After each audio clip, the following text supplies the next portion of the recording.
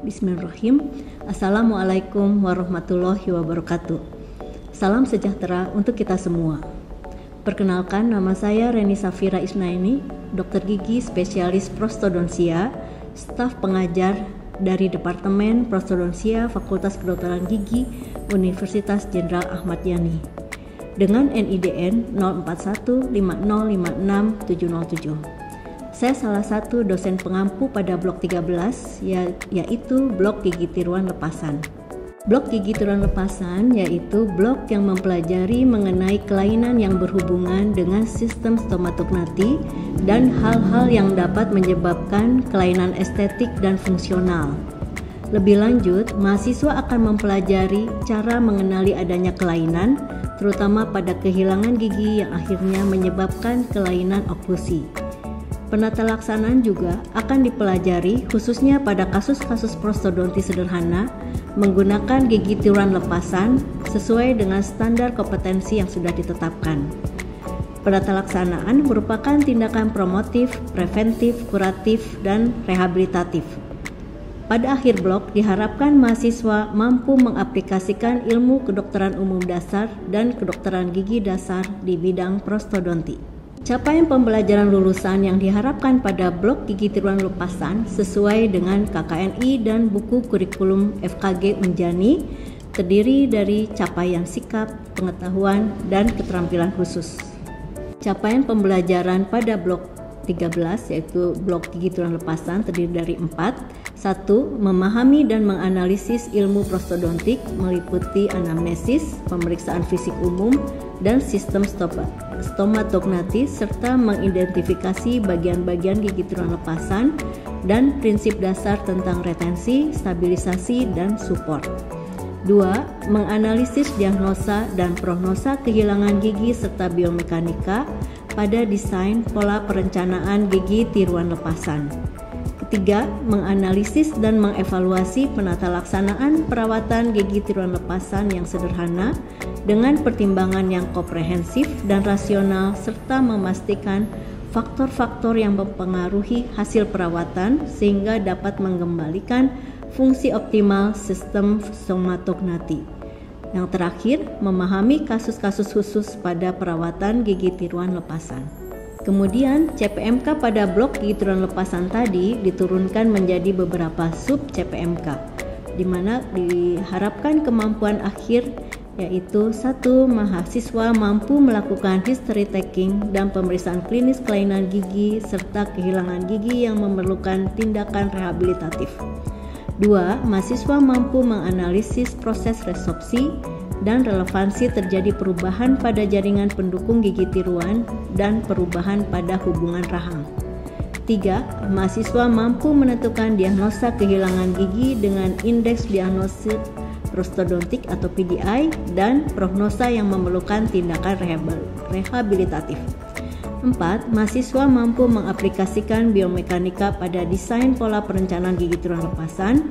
5. Mahasiswa mampu merencanakan dan memilih penata laksanaan perawatan gigi tiruan lepasan yang sederhana dengan pertimbangan yang komprehensif dan rasional serta memastikan faktor-faktor yang mempengaruhi hasil perawatan sehingga dapat mengembalikan fungsi optimal sistem stomatognati. 6. Mahasiswa mampu memilih dan mendemonstrasikan penggunaan material, peralatan, dan teknologi kedokteran gigi untuk perawatan gigi tiruan lepasan sederhana pada pantum sesuai indikasi secara mandiri. 7. Mahasiswa mampu melakukan perawatan kehilangan gigi, berbagai kasus sederhana, evaluasi, serta post-operative care. 8. Mahasiswa mengetahui kasus-kasus kompleks yang terdapat pada gigi tiruan lepasan. Blok 13 ini berada di semester 5 yang memiliki bobot sebanyak 6 SKS yang terdiri dari kuliah yang sebanyak 19 pertemuan, kemudian ada diskusi pleno, kemudian ada tutorial sebanyak 5 yang terdiri dari tutorial A dan B, kemudian ada tugas mandiri serta clinical skill lab sebanyak 10 pertemuan. Komponen penilaian terdiri dari aspek kognitif dan aspek psikomotor, di mana aspek kognitifnya adalah 80% terdiri dari pengetahuan dan perilaku yang terdiri dari penilaian nilai harian yaitu logbook, checklist dan tugas sebesar 20%, kemudian nilai MCQ sebesar 50% dan nilai OSOKA sebesar 30%. Sedangkan nilai psikomotor atau keterampilan di mana sebesar 20% yang terdiri dari keterampilan medik 30% dan penilaian dari OSCE yaitu 70%. Hari ini saya akan menjelaskan kuliah saya yang berjudul Reparasi, Reline, dan Rebase pada gigi tiruan lepasan, di mana merupakan mata kuliah di minggu keempat di dalam blok 13 dan di mana mata kuliah ini memenuhi capaian pembelajaran yang pertama dan ketiga, di mana sesuai dengan capaian pembelajaran dan diharapkan mahasiswa mampu memahami penanggulangan masalah pasca insersi gigi tiruan lepasan dengan bahan akrilik yang mengalami kerusakan akibat pemakaian sehari-hari, sehingga diperlukan suatu reparasi, reline, dan rebase sehingga tercapai retensi dan stabilisasi yang baik. Materi reparasi gigi tiruan selain diberikan dalam bentuk kuliah juga masuk ke dalam keterampilan medik dan skenario tutorial. Berikut saya tampilkan video pembelajaran kuliah dan keterampilan medik mengenai reparasi gigi tiruan lepasan.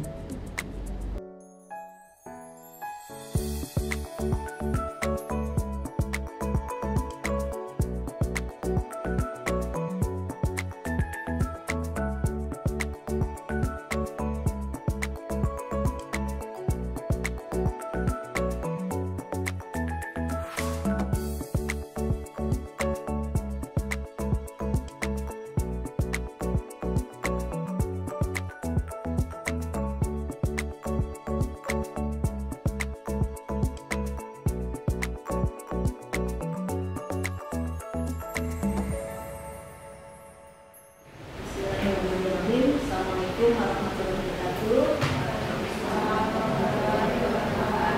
Perkenalkan, sudah ulangnya di blok 13 sedang berjalan, yaitu blok gigi tiruan lepasan.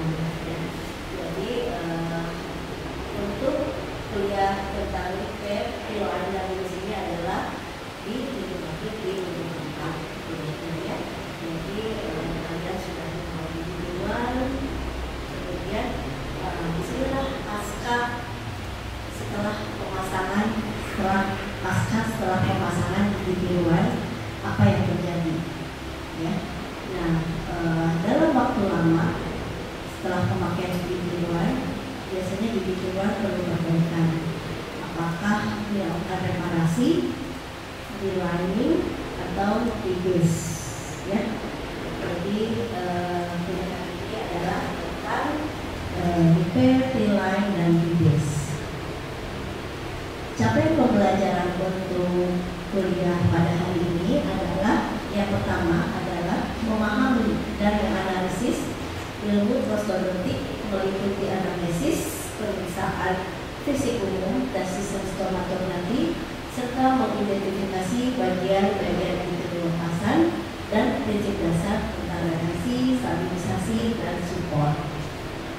Kemudian capaian pembelajaran yang ketiga adalah menganalisis dan mengevaluasi penata laksanaan perawatan gigi tiruan lepasan yang sederhana dengan pertimbangan yang komprehensif dan rasional serta memastikan faktor-faktor yang mempengaruhi hasil perawatan sehingga dapat mengembalikan fungsi optimal dari sistem stomatognotik.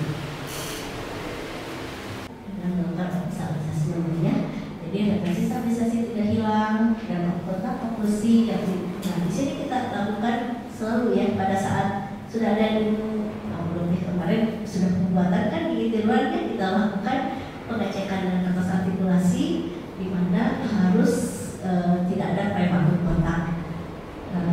Jadi kita lakukan pemeriksaan kotak oklusi. Nah, dengan tidak meratanya kotak oklusi bisa menyebabkan iritasi pada satu sisi, sehingga pasien mengalami ada traumatik di daerah mukosa.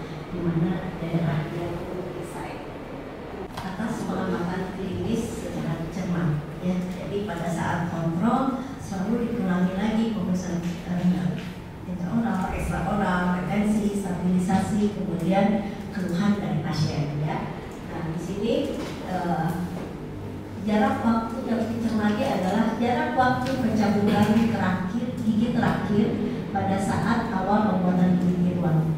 Jadi harus ditanyakan kapan terakhir pencabulan gigi yang mana, ya. Berapa lama waktu dari pencabutan gigi ke pembuatan gigi tiruan yang ideal? Yang tahu?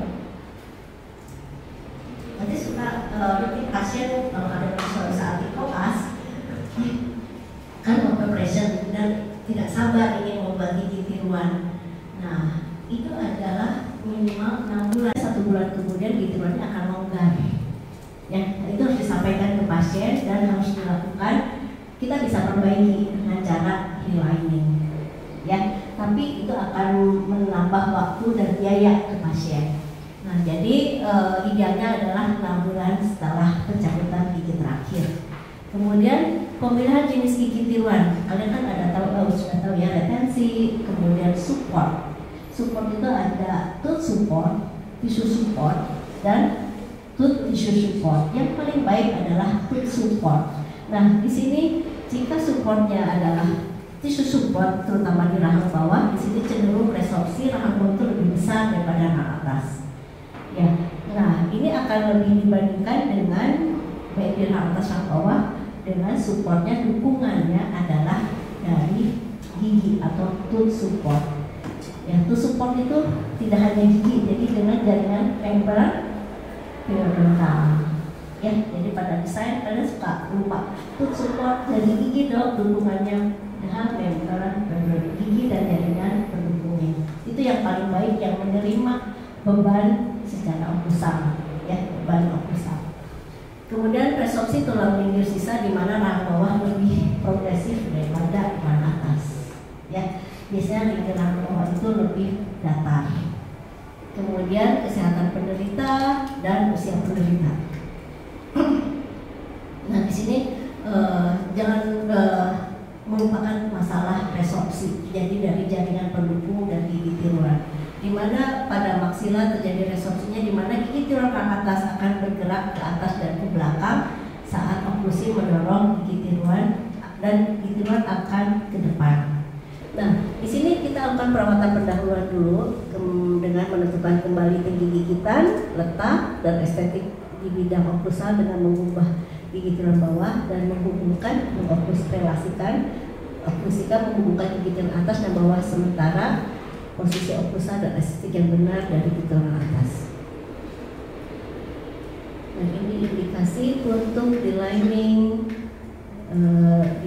rebasing dan repair. Dan di sini bisa dilihat delining ini goyangan aja di tiruan longgar, tapi adaptasi tidak baik, dan dimensi vertikal dan relasi estetiknya baik. Sedangkan di basing gigi tiruannya berbagus atau berubah warna karena pemakaian dan pasiennya tidak mau membuat gigi tiruan baru. Nah, kita bisa lakukan di basing.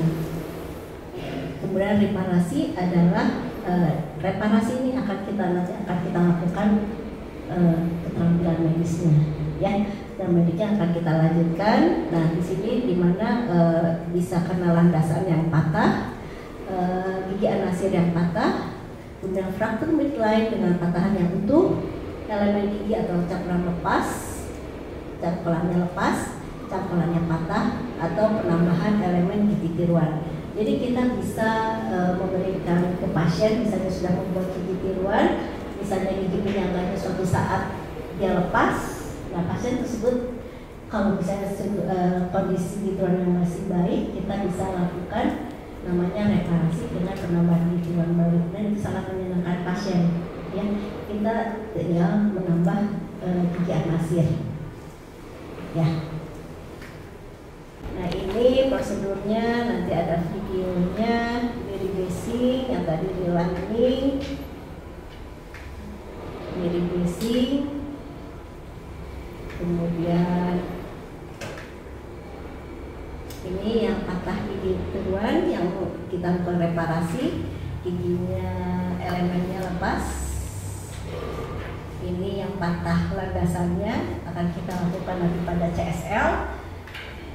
Kemudian ini video untuk relining.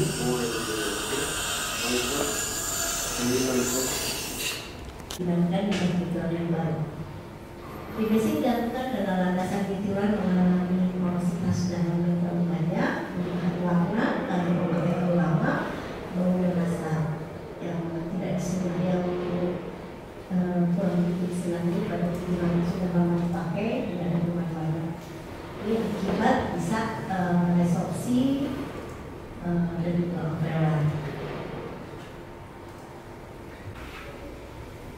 kuliah pagi ini telah selesai. Apakah ada pertanyaan? Izin bertanya dokter. Ya, silakan. Nama dan NPM.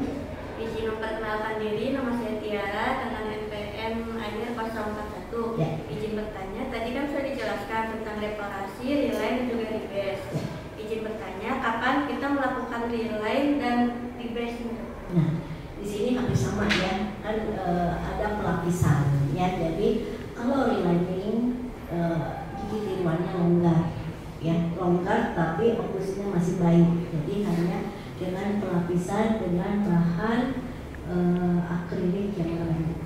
Sedangkan rebasing adalah sudah mengalami kerusakan dari landasannya, sehingga kita mengganti secara keseluruhan dari landasan gigi tiruan tanpa merubah oklusi dari gigi tiruan tersebut. Cukup? Sudah cukup dokter, terima kasih. Ya, ada lagi? Akan dulu terlebih dahulu, saya Sansa Nuralita dan nomor 09.